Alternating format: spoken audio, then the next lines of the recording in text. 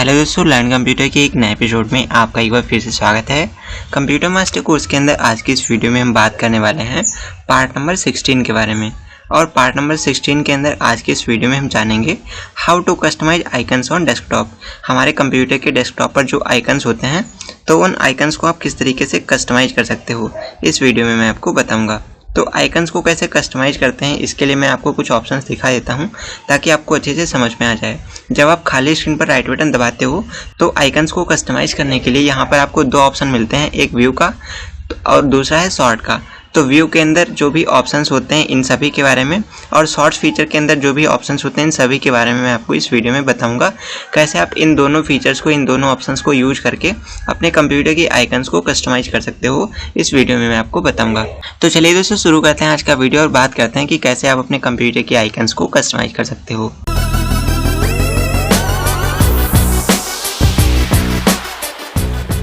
तो सबसे पहले तो हम सीखते हैं कि अगर आप चाहते हो कि आपको ये जो आइकन्स दिखाई दे रहे हैं आप इनके आकार को, इनके साइज को छोटा या बड़ा कर दो, तो वो आप कैसे कर सकते हो। तो वो सब करने का सिंपल सा तरीका है, आपको कुछ भी नहीं करना। आपको खाली स्क्रीन पर, खाली जगह पर अपने माउस का राइट बटन दबा देना है। राइट बटन जैसे दबाएंगे यहाँ पर आपको बहुत सारे ऑप्शंस मिल जाएंगे। अब यहाँ पर आपको एक ऑप्शन दिया जाता है व्यू का। तो जैसे आप व्यू पर जाएंगे यहाँ पर आपको देखिए, यहाँ पर आपको बहुत सारे ऑप्शंस दिए गए हैं। अगर आप इनको छोटा करना चाहें तो आप स्मॉल आइकन पर क्लिक कर दीजिए। जैसे आप स्मॉल आइकन पर क्लिक करेंगे आप देखेंगे आपके जो भी फाइल फोल्डर, जो भी सॉफ्टवेयर हैं, ये सारे छोटे छोटे सॉफ्टवेयर में कन्वर्ट हो जाएंगे। इनका जो साइज है वो छोटा हो जाएगा। ऑलराइट, अगर आप चाहते हो कि इनको आप थोड़ा बड़ा कर दो तो बड़ा करने का सिंपल सा तरीका है, फिर से राइट बटन दबाइए। राइट बटन दबाने पर व्यू पर जाइए, उसके बाद आप मीडियम पर क्लिक कर दीजिए। तो जैसे आप मीडियम आइकन्स पर क्लिक करोगे तो आपके आइकन मीडियम साइज में आ जाएंगे। अगर आपको ये साइज थोड़ा छोटा लग रहा है, आप इससे भी बड़ा चाहते हो, तो उसके लिए आपको क्या करना है, आपको फिर से वहीं पर चले जाना है। व्यू पर क्लिक करेंगे, व्यू पर क्लिक करने के बाद लार्ज आइकन पर क्लिक कर देना है। लार्ज पर करेंगे तो आपके आइकन का साइज है वो बहुत बड़ा हो जाएगा, जैसा कि यहाँ पर आप देख पा रहे हो। तो इस तरीके से आप अपने कंप्यूटर के डेस्कटॉप पर जो आइकन्स होते हैं उनके साइज को छोटा या बड़ा या उसको मीडियम कर सकते हो। आई होप आपको समझ में आ गया होगा। तो जैसे आप व्यू पर क्लिक करते हो यहाँ पर आपको तीनों सेटिंग्स मैंने आपको बता दी हैं। अगला ऑप्शन दिया गया है हाउ टू अरेंज आइकन्स। तो यहाँ पर क्या होगा, यहाँ पर जो अभी आपके ये जो आइकन्स है ना ये अपने आप से अरेंज हो जाएंगे।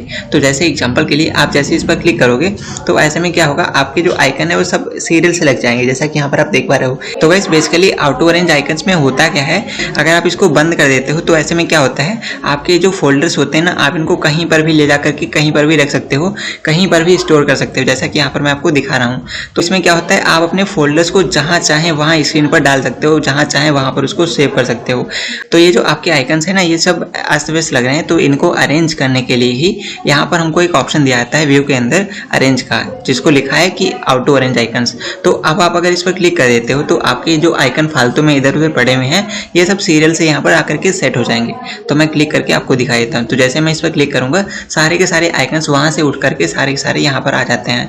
तो अरेंज के अंदर हमको ये फीचर मिलता है कि आपकी स्क्रीन में कहीं अगर इधर उधर फालतू में आइकन पड़ा हुआ है, व्यवस्थित नहीं है, तो उसको ये सीरियल से लगा देता है, व्यवस्थित क्रम में कर देता है। राइट, इसके अलावा अगला फीचर यहाँ पर आपको देखने को मिलता है अलाइन आइकन्स टू ग्रिड। अब ये ग्रिड क्या होता है, अलाइनमेंट क्या होता है।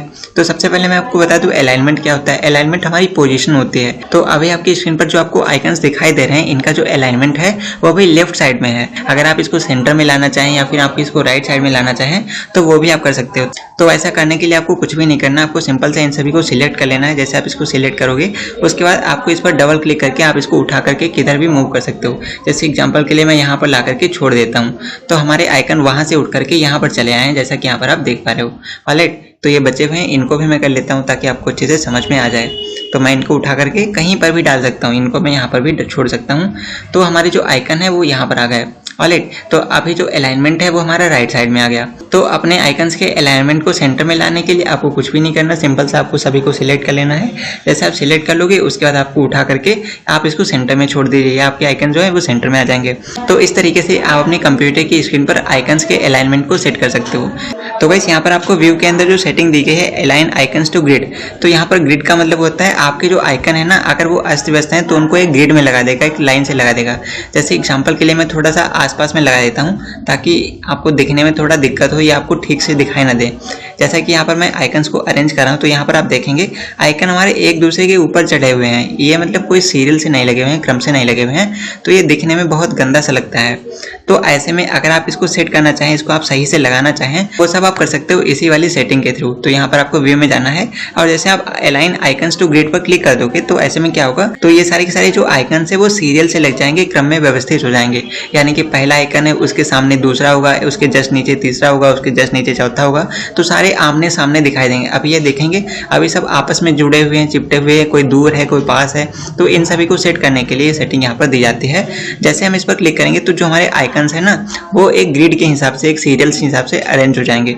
तो मैं इस पर क्लिक कर देता हूँ। जैसे मैं क्लिक करूंगा यहाँ पर आप देखोगे आपके जो भी आइकन्स है वो सारे सारे लाइन से लग गए हैं। अब यहाँ पर जो भी दूर दूर आइकन नहीं है, जो भी आइकन है उनमें सभी में बराबर की दूरी है, बराबर की स्पेस है। ऑलराइट, तो इस तरीके से आप क्या कर सकते हो, आप अपने आइकन्स को ग्रिड में लगा सकते हो।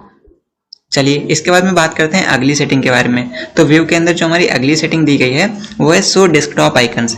यानी कि अगर आपने अपने कंप्यूटर की स्क्रीन पर आपके डेस्कटॉप पर कोई भी आइकन को, कोई भी फोल्डर को अगर आपने हाइड कर रखा है, गायब कर रखा है, तो ऐसे में आप उसको देखना चाहते हो तो उसके लिए यहाँ पर आपको एक ऑप्शन दिया जाता है शो डेस्कटॉप आइकन्स।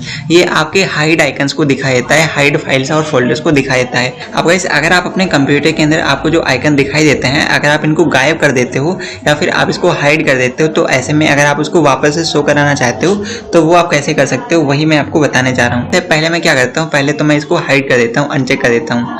तो यहाँ पर आप देखेंगे कि जो हमारे आइकन्स थे हमारे डेस्कटॉप पर, हमारे कंप्यूटर की स्क्रीन पर, वो सारे के सारे आइकन्स यहाँ से गायब हो चुके हैं। परमानेंटली मैंने उनको गायब कर दिया है। अब गायब हुए आइकन्स को अगर आप वापस से देखना चाहते हो कि कौन सा आइकन कहाँ पर है, तो उन गायब हुए आइकन्स को देखने के लिए, गायब हुए फाइल फोल्डर्स को देखने के लिए व्यू के अंदर हमें एक ऑप्शन दिया जाता है, ये वाला, जिसको बोलते हैं शो डेस्कटॉप आइकन्स। तो अब मैं अगर इस पर क्लिक कर देता हूँ तो हमारे जो जो आइकन गायब हो गए हैं वो सारे के सारे आइकन यहाँ पर मुझे देखने को मिल जाएंगे, जैसा कि यहाँ पर आप देख पा रहे हो। ऑलराइट, तो अगर आप चाहें तो यहाँ से आप व्यू में जाकर के अपने आइकन्स को गायब कर सकते हो। इस पर क्लिक कर दोगे आइकन्स गायब हो जाएंगे, और वापस से उनको लाना है तो वापस से लाने के लिए फिर से व्यू पर चले जाना है। व्यू पर आने के बाद यहाँ पर आपको फिर से शो डेस्कटॉप आइकन्स पर क्लिक कर देना है। तो जैसे आप इस पर क्लिक करोगे आपके आइकन्स जो हैं वो फिर से वापस आ जाएंगे। तो इस तरीके से आप अपने कंप्यूटर के अंदर आइकन्स को कस्टमाइज कर सकते हो। आई होप आपको समझ में आ गया होगा। तो वैसे इसके अलावा भाई एक सेटिंग दी जाती है, जैसे आप राइट बटन दबाते हो यहाँ पर एक ऑप्शन आता है सॉर्ट बाय का। यहाँ से आप क्या कर सकते हो, अपने जो फोल्डर्स हैं इनको आप अरेंज कर सकते हो, इनको आप सेट कर सकते हो। तो यानी कि सॉर्ट कर सकते हो, छांट सकते हो। यानी कि जैसे यहाँ पर आपको जो फोल्डर दिखाई दे रहे हैं ना, उल्टे सीधे अक्षरों से यहाँ पर स्टार्ट हो जा रहे हैं, तो इनको आप एक क्रम में लगाना चाहते हो, सीरियल से लगाना चाहते हो, तो यहाँ पर आप सॉर्ट फीचर का यूज कर सकते हो। यहाँ पर सॉर्ट फीचर के अंदर आपको 4 चीज़ें दी जाती हैं, एक नेम है, एक साइज है, एक आइटम टाइप है, एक डेट मॉडिफाइड है।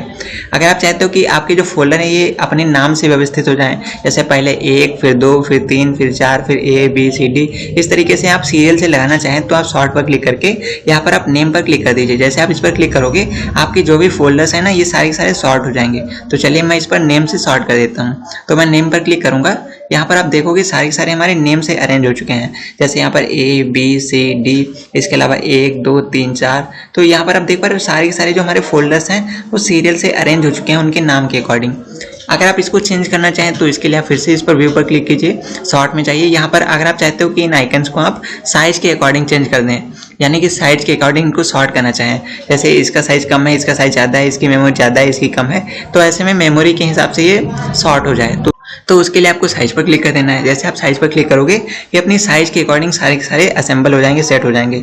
यहाँ पर इस वाले फोल्डर की जो हमारी साइज है वो सबसे कम है, इसकी ज़्यादा है, इसकी और ज़्यादा, इसकी और ज़्यादा, इसकी और ज़्यादा, और इसकी जो साइज है वो सबसे ज़्यादा है। ऑलराइट, इसके बाद में अगला फीचर क्या दिया गया है, अगला देखते हैं। अगले में आने के बाद यहाँ पर हमें देखने मिलता है आइटम टाइप, यानी कि हमारा जो आइटम है, जो हमारा फोल्डर है, फाइल है, प्रोग्राम है, सॉफ्टवेयर है, उसका टाइप क्या है, सॉफ्टवेयर है, फाइल है, फोल्डर है, या फिर कोई प्रोग्राम है, या फिर कोई यूटिलिटी सॉफ्टवेयर है, तो वो सारी चीज़ें आप यहाँ से मैनेज कर सकते हो।